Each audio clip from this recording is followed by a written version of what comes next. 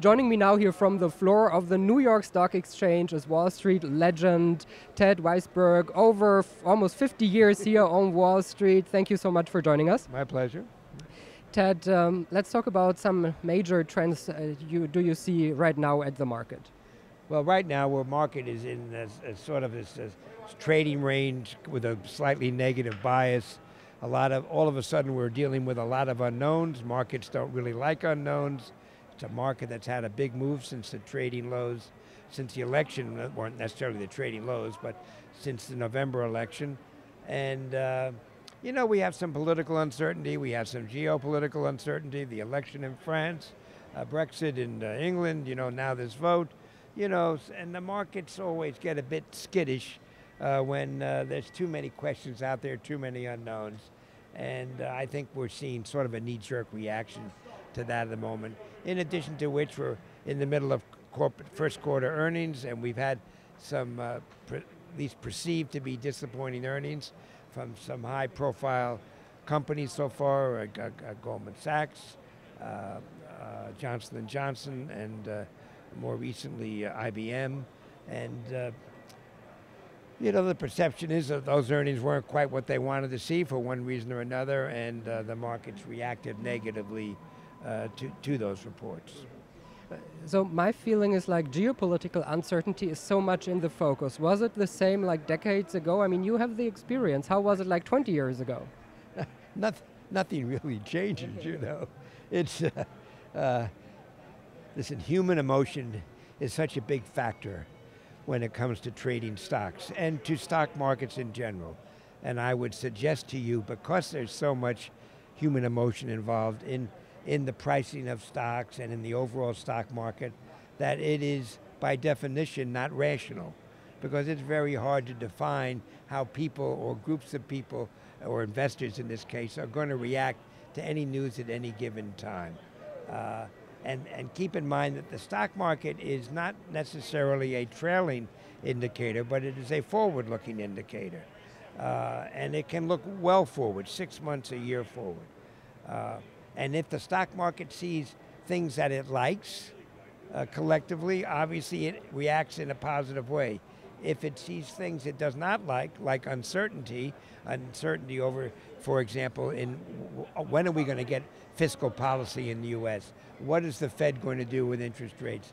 What's going to happen in the French election? What's going to happen in the UK? What's going to happen in Syria? And so forth and so on. You know, when all of a sudden there is this, the gray, the clouds are there, and people get a little nervous, you know, and they tend to think the worst. It manifests itself in the stock market usually with a negative bias.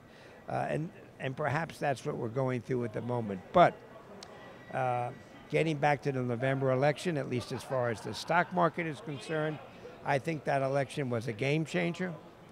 I think that we have better things to come for the stock market, in spite of the fact that we've had this big move since the election. And I expect a lot of positive changes going forward. You know, they don't come easy. Politicians are a strange breed of people, as we know. They're no different in Germany than they are in the US. Just simply strange. And we'll never be able to figure them out. All we can do is try to read the tea leaves and try to react and anticipate what they're doing. But I think on balance, the markets will do better going forward.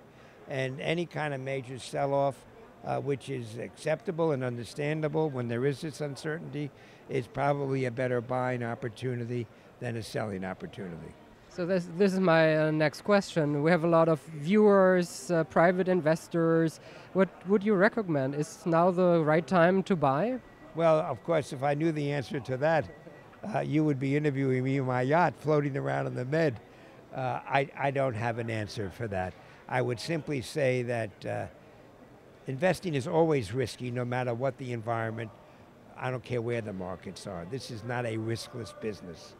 And it can be a very, very difficult business because people can invest with the best of intentions, but most people don't have a sense of humor when they lose money, you know.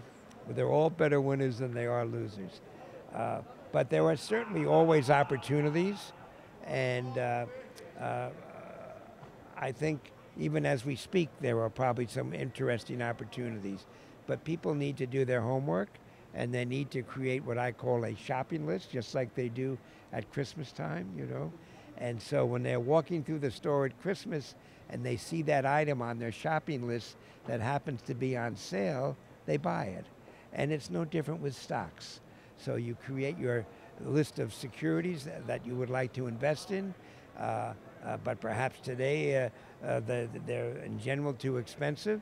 But if we get a sell-off in the market or something, or for some reason something gets weak and it's on your shopping list, well, you know, you're ready to react and to buy.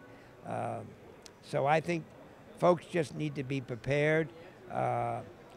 It's a lot easier. It's harder to be a contrarian when we have that proverbial fire sale, because in Wall Street, when we have a fire sale, people get scared and leave the store. They should do the opposite. In fact, they should, when they get scared, they should come into the store, because that's of course when you have the opportunities, and that's when you find the real bargains. So when the building is burning, just run into it. Well, yeah, but yeah, and just be careful you don't burn yourself, that's all. Ted Weisberg of Seaport Securities, thank you so much, appreciate your time. And thank you for watching Inside Wirtschaft. Go on our website, insidewirtschaft.de.